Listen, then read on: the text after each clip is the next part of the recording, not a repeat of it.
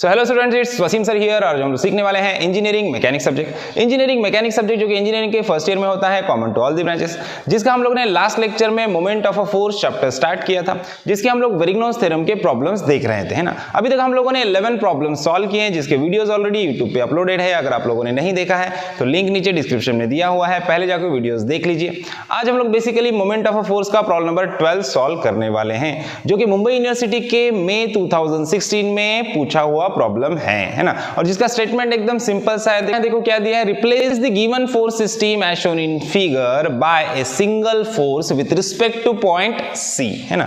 मतलब ये भी जो हम लोग को ये ऊपर वाला जो डायग्राम है, ये हम लोग को क्वेश्चन में दिया हुआ है और इसको हम लोग को कन्वर्ट करना है एक सिंगल फोर्स में। मतलब सिंपल क्या करना है, इस फोर्स सिस्टम का रिजल्टेंट फाइंड आउट करना है। और क्या बोला है, with respect to point C बोला है, मतलब वेरिग्नोस थ्योरम का प्रॉब्लम है। सब में पहले रिजल्टेंट को फाइंड आउट करना पड़ेगा, उसका मोमेंट लेना पड़ेगा सारे फोर्सेस का with respect to point C, और उस रिजल्टेंट को यहां पे लोकेट करना होगा। समझ में आया? तो चलो बढ़ते हैं डायरेक्टली प्रॉब्लम की तरफ। सब में पहला स्टेप क्या होता है, जब भी मोमेंट का प्रॉब्लम आएगा तो हम लोग को क्या करना है, एफबीडी ड्रॉ करना है, फ्री बॉडी डायग्राम ड्रॉ करना होता है, जिसमें हम लोग क्या करेंगे, जो भी यूडीएल यूवीएल है या इंक्लाइन फोर्सेस है, उनको हम लोग क्या करते हैं, रिजॉल्व कर देते हैं हॉरिजॉन्टल और वर्टिकल कंपोनेंट में। तो यहाँ पे कोई इंक्लाइन फोर्स तो है नहीं, लेकिन एक हमारा यूडीएल है और दूसरा हमारा यूवीएल है, जिसको हम लोग को पॉइंट लोड में कन्वर्ट करना है। तो सब में पहले यूडीएल को देखो, यूडीएल को पॉइंट लोड में कन्वर्ट करते हम लोग को पता है, सिंपल होता है एकदम। यूडीएल को पॉइंट लोड में कैसे कन्वर्ट करते हैं, यूडीएल का फोर्स कितना है, 10 न्यूटन पर मीटर का है, और यूडीएल का स्पैन कितना है, देखो यूडीएल का स्पैन है 2 मीटर का, है ना। सो 10 इंटू 2 कर रहा है, देखो 10 टू से क्या होता है 20। तो यहाँ पे यूडीएल का जो पॉइंट लोड कन्वर्ट हो जाएगा, वो फोर्स मिलेगा हम लोग को 20 न्यूटन का। देखो सारे फोर्सेस न्यूटन में है, तो ये भी कन्वर्ट होने वाला फोर्स भी न्यूटन में हम लोग को मिलने वाला है ना। और यूडीएल, जब भी यूडीएल को हम लोग पॉइंट लोड में कन्वर्ट करते हैं, तो यूडीएल का पॉइंट लोड कहाँ पे एक्ट होता है, एग्जैक्टली सेंटर में, स्पैन के सेंटर में। स्पैन है हमारा 2 मीटर का, है ना।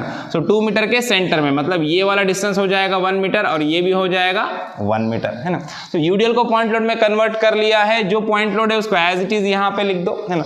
ये डायमेंशन एज इट इज है। अब बारी है यूवीएल की। अब यूवीएल को पॉइंट लोड में कन्वर्ट करना है। यूवीएल को पॉइंट लोड में कन्वर्ट करना है, मतलब एग्जैक्टली क्या करना होता है, यूवीएल का जो भी शेप है वो देखो, यहाँ पे यूवीएल हमारा ट्रायंगुलर शेप का है। तो सिंपल हम लोग को इस ट्रायंगल का एरिया फाइंड आउट करना है, दैट्स इट। जितना एरिया रहेगा ट्रायंगल का, उतना ही हमारा यूवीएल का पॉइंट लोड का मैग्नीट्यूड रहेगा, है ना। तो यूवीएल को पॉइंट लोड में कन्वर्ट करना है, मतलब सिंपल इस ट्रायंगल को हम लोग यहाँ पे ड्रॉ कर लेते हैं। इस ट्रायंगल का बेस है हमारा 6 मीटर, देखो ट्रायंगल का बेस है 6 मीटर, और हाइट मतलब मैक्सिमम फोर्स की वैल्यू कितनी दी है, 20 न्यूटन पर मीटर। देखो हाइट 20 न्यूटन पर मीटर है और बेस है 6 मीटर। तो area of triangle which is equals to the point load of this UDL, है ना। क्या रहेगा, 1/2 इंटू बेस इंटू हाइट, है ना। क्या है फॉर्मूला एरिया ऑफ ट्रायंगल का, 1/2 बेस इंटू हाइट, है ना। सो 1/2 बेस कितना है 6 मीटर और हाइट दिया है हम लोग को 20। तो देखो, है ना, 22 से क्या होगा 10 इंटू 6 क्या होगा 60। तो देखो हमारा जो फोर्स मिल गया वो कितना, 60 न्यूटन का मिला, है ना। यूडीएल को पॉइंट लोड में कन्वर्ट किया तो 60 न्यूटन का फोर्स मिला। अब ये फोर्स एग्जैक्टली कहां पे एक्ट होगा, तो ये एक्ट होगा सीजी पे, सेंट्रॉइड ऑफ दिस ट्रायंगल पे, है ना। ट्रायंगल का सेंट्रॉइड होता है यहाँ पे, इधर किधर रहेगा, है ना, यहाँ पे रहेगा हमारा 60 न्यूटन का फोर्स, है ना। और हम लोग को सीजी के फॉर्मूले पता है, तो ये जो वर्टिकल लाइन है यहां से इसका जो डिस्टेंस रहेगा, ये कितना होता है, ये होता है b/3, है ना। ये कितना होता है b/3, बेस बाय 3, है ना। और बेस कितना है हमारा, बेस है हमारा 6, सो 6/3 दैट इज 2 मीटर। सो इस कॉर्नर से इसका डिस्टेंस कितना है, 2 मीटर है, मतलब पॉइंट सी से इसका डिस्टेंस कितना है, 2 मीटर है। हम लोग को मोमेंट आगे पॉइंट सी से ही लेना है, तो सारे फोर्सेस के डिस्टेंस पॉइंट सी से पता होने चाहिए, है ना। तो सी से इसका डिस्टेंस कितना है, 2 मीटर है। तो देखो यहाँ पे ये यूवीएल को पॉइंट लोड में कन्वर्ट किया, तो यहाँ पे ये लोकेट होगा किधर, 60 न्यूटन का फोर्स, और इसका जो डिस्टेंस रहेगा पॉइंट सी से, ये कितना रहेगा 2 मीटर रहेगा। देखो टोटल 6 है, यहाँ से इतना 2 है, तो ये कितना रहेगा, ये डिस्टेंस रहेगा 4 मीटर। ठीक है, समझ में आया। तो इस तरह से एफबीडी हमारा कंप्लीट हुआ है, सारे फोर्सेस को हम लोगों ने पॉइंट लोड में कन्वर्ट किया है। अब बारी है कैलकुलेशंस की। तो सब में पहले देखो हम लोग को क्या करना है, रिजल्टेंट फाइंड आउट करना है। तो रिजल्टेंट के लिए हम लोग को समेशन ऑफ एक्स और F of y find out करना होगा। तो सब में पहले बढ़ते हैं summation of F of x की तरफ। देखो summation of F of x find out करते हैं। देखो summation of F of x is equal, x मतलब सारे हॉरिजॉन्टल फोर्सेस का एडिशन, है ना। सिस्टम में जितने भी हॉरिजॉन्टल फोर्सेस है उनको ऐड करना है और कंसीडरेशन क्या है, राइटवर्ड फोर्सेस पॉजिटिव लेना है, लेफ्टवर्ड फोर्सेस नेगेटिव लेना है। तो देखो हॉरिजॉन्टल फोर्सेस कितने हैं, सिर्फ एक ही हॉरिजॉन्टल फोर्स है जो राइट साइड में जा रहा है। तो देखो राइट साइड के फोर्सेस हम लोग लेते हैं पॉजिटिव, तो यहाँ पे हम लोग लिखेंगे summation of F of x is equal to +20 newton. देखो है ना, सारे हॉरिजॉन्टल फोर्सेस का एडिशन, एक ही हॉरिजॉन्टल फोर्स है, राइट में जा रहा है फोर्स, तो कैसा लेंगे, पॉजिटिव। तो एफ ऑफ एक्स आया +20 न्यूटन, डायरेक्शन रखेंगे राइटवर्ड क्योंकि आंसर आया पॉजिटिव। ठीक है, अब एक बार ये summation of F of y को फाइंड आउट करने की। देखो summation of F of Y is equal to क्या होता है, summation of F of y मतलब जितने भी सारे सिस्टम में वर्टिकल फोर्सेस है उनका एडिशन करना है। देखो कैसे करना है, जो अपवर्ड फोर्सेस जाएंगे उनको पॉजिटिव लेना है और जो डाउनवर्ड फोर्सेस आएंगे उनको नेगेटिव लेना है। तो यहाँ पे देखो पहला फोर्स है हमारा 50 न्यूटन का, ये 15 नहीं है 50 न्यूटन है, ये 50 न्यूटन का फोर्स है हमारा, यहाँ पे ध्यान दीजिए ये 50 न्यूटन का फोर्स है। तो पहला फोर्स है हमारा 50 न्यूटन का जो कैसे जा रहा है, अपवर्ड जा रहा है। अपवर्ड फोर्सेस होते हैं पॉजिटिव, तो यहाँ पे लिख देंगे हम लोग +50 है ना। और डाउनवर्ड फोर्सेस, ये डाउनवर्ड फोर्सेस कैसे होते हैं, नेगेटिव होते हैं, तो यहाँ पे लिख देंगे हम लोग -60। ओके, अब देखो 50 - 60 इज इक्वल टू क्या आ जाएगा, आ जाएगा -10 न्यूटन। अब ये माइनस साइन क्या शो कर रहा है कि फोर्स कैसा है हमारा, एफ ऑफ वाई टोटल हमारा कैसा है, डाउनवर्ड है। तो यहाँ पे हम लोग क्या लिख देंगे, summation of F of Y is equal to 10 newton और डायरेक्शन बता देंगे downward. Okay, F of X मिल गया, एफ ऑफ वाई मिल गया। अब बारी है रिजल्टेंट को फाइंड आउट करने की। तो देखो रिजल्टेंट के लिए हमारे पास फॉर्मूला है, क्या होता है, F of x square plus summation of F of y square है ना, इसका रूट ले लेना है टोटल का। देखो अब r is equal to values put कर दो, एफ ऑफ एक्स कितना आया हमारा 20 का square plus F of y आया हमारा 10 का स्क्वायर। 10 माइनस लिखो प्लस लिखो कोई फर्क नहीं पड़ेगा क्योंकि स्क्वायर क्या होगा उसका पॉजिटिव ही आएगा है ना।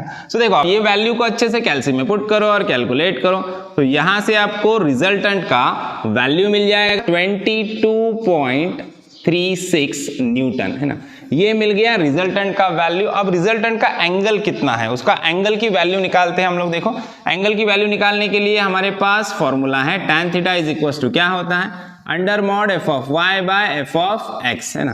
अभी मॉड का क्या होता है, अंदर वैल्यू पॉजिटिव रहने दो, नेगेटिव रहने दो, बाहर वो पॉजिटिव ही आएगी। सो देखो थीटा इज इक्वल टू क्या करना है हम लोग को, tan inverse F of y. F of y हमारा नेगेटिव है लेकिन मॉड है इसलिए हम लोग उसको पॉजिटिव लेंगे, +10 लेंगे है ना।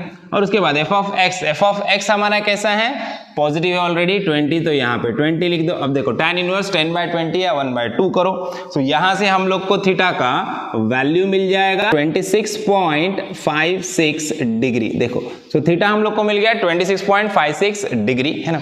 अभी देखो रिजल्टेंट का एग्जैक्टली लोकेशन कहाँ है, किस क्वाड्रेंट में रिजल्टेंट आएगा ये हम लोग समझ लेते हैं। देखो यहाँ पे हमारा जो क्वाड्रेंट सिस्टम होता है ये वाला होता है हमारा +x एक्सिस, ये होता है -x एक्सिस, ये होता है पॉजिटिव y एक्सिस, ये होता है नेगेटिव y एक्सिस। अब देखो हमारा समेशन ऑफ x कैसा आया, पॉजिटिव आया, मतलब राइट वर्ड है ना, मतलब ये +x कैसा आया, पॉजिटिव आया है ना। और समेशन ऑफ y कैसा आया हमारा, नेगेटिव आया, डाउनवर्ड है ना, मतलब -y। देखो x पॉजिटिव y नेगेटिव, तो कौन सा क्वाड्रेंट, इस क्वाड्रेंट में रिजल्टेंट आएगा। इधर किधर हमारा रिजल्टेंट रहेगा, r is equal to 22.36 newton है ना। और इसका जो एंगल रहेगा यहाँ से ये रहेगा, हॉरिजॉन्टल से एंगल थीटा हम लोग को मिलता है, कभी भी याद रखना 26.56 डिग्री है ना। तो इस वाले क्वाड्रेंट में रिजल्टेंट यहाँ पे रहेगा, इसका एंगल हॉरिजॉन्टल से 26.56 डिग्री रहेगा। लेकिन हम लोग को रिजल्टेंट लोकेट करना है with respect to point C, इसलिए हम लोग को क्या करना पड़ेगा, इस सारे फोर्स सिस्टम का पॉइंट सी से मोमेंट लेना पड़ेगा और वेरिग्नोस थ्योरम अप्लाई करना पड़ेगा। तो चलो बढ़ते हैं मोमेंट की तरफ। सब में पहले मोमेंट ले लेंगे, taking moment of all the forces about point C. तो देखो इसको रफ कर देते हैं यह सारा पोर्शन। So taking moment of all the forces about point C is equals to क्या है कंसिडरेशन, हम लोग लेंगे क्लॉकवाइज मोमेंट नेगेटिव और एंटी क्लॉकवाइज मोमेंट पॉजिटिव। आप इसके उल्टा भी कर सकते हो, आंसर सेम आएगा, कोई प्रॉब्लम नहीं है। तो देखो पॉइंट सी से मोमेंट लेना है तो सब में पहले क्या देखना है हम लोग को, पॉइंट सी में से कोई फोर्स पास हो रहा है क्या, जो फोर्स पॉइंट सी में से पास होगा उसका मोमेंट 0 हो जाएगा। लेकिन हमारे पास 3 फोर्सेस है और तीनों भी फोर्सेस पॉइंट सी में से पास नहीं हो रहे है ना। सो अब क्या करना है, 1 बाय 1 सारे फोर्सेस का मोमेंट लेना है। सब में पहला फोर्स हमारा 60 न्यूटन का। तो देखो कैसे कंसिडर करना है कि हम लोग को एक सर्कल बनाना है, हमारे हाथ में राउंडर है, ये है पॉइंटर राउंडर का और ये है पेंसिल। अब सर्कल किधर बनेगा, सेंटर की तरफ, सेंटर है इधर और डायरेक्शन नीचे है तो ऐसे घुमाना है इसको, ऐसे जिधर डायरेक्शन है उस डायरेक्शन में रोटेट करना है। पॉइंट जिधर है पॉइंट की तरफ वो रोटेट होगा, क्योंकि सर्कल कभी भी सेंटर की तरफ बनता है ना। सो कैसे रोटेट होगा, ये हो रहा है एंटी क्लॉकवाइज, है ना, रोटेट हो रहा है anti clockwise. Anti clockwise moment होता है हमारा पॉजिटिव, तो यहां पे मैं लिख दूंगा सब में पहले +60 इनटू, अब इसका परपेंडिकुलर डिस्टेंस चाहिए पॉइंट से, मतलब सी पॉइंट से इसका परपेंडिकुलर डिस्टेंस चाहिए। सो एरो को भूल जाना है, सिर्फ लाइन को देखना है। फोर्स की लाइन कैसी है, वर्टिकल, तो डिस्टेंस देखेंगे हॉरिजॉन्टल। देखो फोर्स की लाइन वर्टिकल है तो यहां से यहां तक का हॉरिजॉन्टल डिस्टेंस कितना है, 2 मीटर है, तो परपेंडिकुलर डिस्टेंस है हमारा 2 मीटर, तो यहां पे 2 लिख दो। देन उसके बाद ये वाला फोर्स देखो, अब पॉइंटर है यहाँ पे, है ना, सेंटर है यहाँ पे, रेडियस है इतना, सर्कल बनाना है, सर्कल किधर बनेगा, सेंटर की तरफ, डायरेक्शन ऊपर है तो ऊपर से आएगा ऐसे, है ना, ऐसे रोटेट होके आएगा, ऐसे सर्कल बनेगा, बराबर। तो कैसे रोटेट हो रहा है ये रोटेट हो रहा है क्लॉकवाइज। देखो कैसे रोटेट हो रहा है, क्लॉकवाइज। क्लॉकवाइज मोमेंट होता है नेगेटिव, तो माइनस लिख दो, है ना। फोर्स है हमारा 50 न्यूटन का, 50 लिख दो। उसके बाद इसका डिस्टेंस चाहिए, परपेंडिकुलर डिस्टेंस, तो फोर्स के लाइन को देखो, फोर्स की लाइन है वर्टिकल, तो डिस्टेंस देखेंगे हॉरिजॉन्टल, कहां से, यहां से पॉइंट तक का हॉरिजॉन्टल डिस्टेंस देखो कितना है, ये 3 + 4 + 2, देखो 4 + 2 ये टोटल 6 है, 6 + 3 कितना हो गया 9, यहाँ पे देखो 6 + 3 कितना है 9, देखो यहां तक सी पॉइंट से यहां तक का हॉरिजॉन्टल डिस्टेंस कितना है 9 है। फोर्स की लाइन है वर्टिकल, तो डिस्टेंस देखा पॉइंट सी से हॉरिजॉन्टल जो कि है 9 मीटर, है ना। तो यहां पे हम लोग लिख देंगे इनटू 9। अब बचा हमारा लास्ट वाला फोर्स जो कि बहुत इंपॉर्टेंट है, जिसमें मैक्सिमम स्टूडेंट गलत करेंगे, तो यहां पे ध्यान दो। देखो क्या करना है, एरो है यहां पे और फोर्स है यहां पे, सब में पहले रोटेट कैसे होगा, तो क्या करना है, सिंपल इस फोर्स को ऐसे खींच के लेके जाओ, कहां तक, पॉइंट तक, ये लाइन को सीधा बढ़ा दो पॉइंट तक, है कि नहीं, पॉइंट यहाँ पे ना पॉइंट तक बढ़ा दो, और यहाँ पे अब एरो बताओ इसका, है ना, इसका जो एरो यहाँ पे है वो आप यहाँ पे बता दो, आप आपके लिए एकदम इजी हो गया। देखो पॉइंटर है हमारा, सेंटर है यहाँ पे, इतनी है रेडियस, एरो इधर दो, सर्कल कैसे बनेगा ऐसे, है ना। सो कैसे रोटेट हो रहा है, रोटेट हो रहा है अगेन ये क्लॉकवाइज, देखो कैसे रोटेट हो रहा है क्लॉकवाइज। क्लॉकवाइज मोमेंट होता है नेगेटिव, तो माइनस लिख दूंगा मैं यहाँ पे, है ना। फोर्स है हमारा 20 न्यूटन का, तो यहाँ पे मैं लिख दूंगा 20, है ना, इनटू, अभी इसका डिस्टेंस चाहिए, डिस्टेंस परपेंडिकुलर कैसे होता है, लाइन को देखो, फोर्स की लाइन है हॉरिजॉन्टल, सो इस हॉरिजॉन्टल लाइन से पॉइंट तक का वर्टिकल डिस्टेंस, लाइन है हॉरिजॉन्टल तो डिस्टेंस देखेंगे वर्टिकल, देखो लाइन है यहाँ पे, लाइन से फोर्स तक का वर्टिकल डिस्टेंस, पॉइंट तक का वर्टिकल डिस्टेंस, लाइन से पॉइंट तक का वर्टिकल डिस्टेंस, मतलब ही ये डिस्टेंस कितना है 1 मीटर, देखो ना, इस लाइन से पॉइंट के बीच का वर्टिकल डिस्टेंस कितना है 1 मीटर। एरो कहां पे, इस पे ध्यान नहीं देना है, लाइन को देखो, लाइन हॉरिजॉन्टल है तो डिस्टेंस देखेंगे वर्टिकल, है ना, कितना है 1 मीटर, पॉइंट से लाइन तक का, फोर्स के लाइन तक का वर्टिकल डिस्टेंस कितना है 1 मीटर है, ये डिस्टेंस और ये डिस्टेंस सेम रहेगा 1 मीटर, है ना। तो यहां पे लिख दो 1 मीटर, ओके, तीनों फोर्सेस आ गए। अब ये सारा कैलकुलेशन अच्छे से कैलसी में पुट करो और कैलकुलेट करो, तो यहां से हम लोग को मोमेंट का वैल्यू मिल जाएगा -350 न्यूटन मीटर। देखो अब माइनस साइन क्या शो कर रहा है, क्लॉकवाइज मोमेंट, है ना। सो यहां पे हम लोग लिख देंगे moment of all the forces about point C is equals to +350 newton metre, और आगे साइन दे देंगे क्लॉकवाइज का, या फिर वर्ड में आप ऐसा क्लॉकवाइज लिख सकते हो, है ना। तो ये मिल गया मोमेंट का वैल्यू। अब हम लोग को क्या करना है, रिजल्टेंट को लोकेट करना है, तो वेरिग्नोस थ्योरम का यूज करना पड़ेगा। देखो वेरिग्नोस थ्योरम क्या बोलता है, summation of moment of all the forces about point C will be equals to moment of their resultant about the same point. अब मान लो हमारा जो रिजल्टेंट ऐसे जा रहा है, उसका जो डिस्टेंस है पॉइंट सी से वो कितना है, d है ना। सो मोमेंट ऑफ रिजल्टेंट क्या हो जाएगा, r into D, resultant into their distance, right.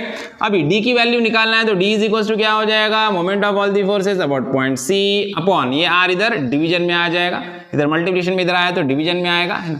अब इसकी वैल्यू पुट कर दो, 350 डिवाइडेड बाय आर, हमारा रिजल्टेंट कितना आया था, रिजल्टेंट हमारा 236 न्यूटन, ओके। अब देखो 350 डिवाइड बाय 22.36, अब देखो इस कैलकुलेशन को कैलसी में पुट करो और कैलकुलेट करो, तो यहां से हम लोग को डी का वैल्यू मिल जाएगा 15.65 मीटर, है ना।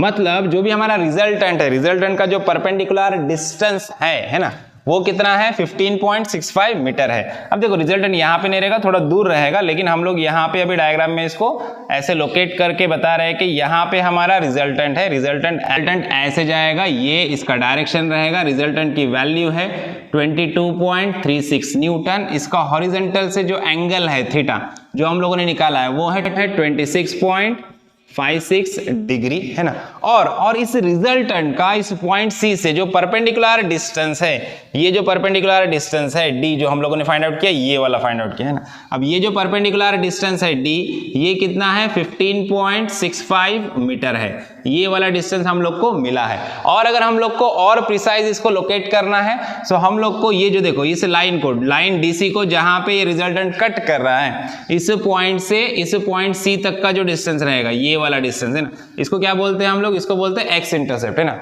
एक्स इंटरसेप्ट को फाइंड आउट कर दोगे तो और प्रिसाइजली ये लोकेट हो जाएगा। वैसे तो अगर डी निकाल के छोड़ दिया तो भी आपको पूरे मार्क्स मिल जाएंगे, है ना। तो चलो लोग यहाँ तो एक्स इंटरसेप्ट भी फाइंड आउट कर लेते। देखो एक्स इंटरसेप्ट के लिए क्या फॉर्मूला होता है हमारे पास, moment of all the forces about point C divided by क्या होता है, summation of F of Y. X intercept के लिए एफ ऑफ वाई होता है और वाई इंटरसेप्ट के लिए एफ ऑफ एक्स होता है। ये पक्का याद रखना। देखो मोमेंट कितना है हमारा 350 अपॉन एफ ऑफ वाई कितना मिला था अपने को 10 मिला था, डिवाइडेड बाय 10। सो आंसर आ जाएगा 35 मीटर, है ना। तो मतलब हमारा जो एक्स इंटरसेप्ट है वो कितना है 35 मीटर है। मतलब सी पॉइंट से रिजल्टेंट जहां पे इस लाइन को कट कर रहा है वो पॉइंट कहां पे 35 मीटर पे है। मतलब इस डायग्राम में आएगा कि नहीं, इस डायग्राम से भी बाहर रहेगा, दूर रहेगा। ओके तो समझ में आया। आई होप आपको प्रॉब्लम अच्छे से समझ में आया है। वीडियो अच्छा लगा है, तो वीडियो को लाइक कीजिए, ज्यादा से ज्यादा अपने दोस्तों के साथ शेयर कीजिए और चैनल को सब्सक्राइब करना ना भूलिए। तो मिलते हैं नेक्स्ट वीडियो में नेक्स्ट प्रॉब्लम के साथ, तब तक के लिए थैंक यू, बाय बाय।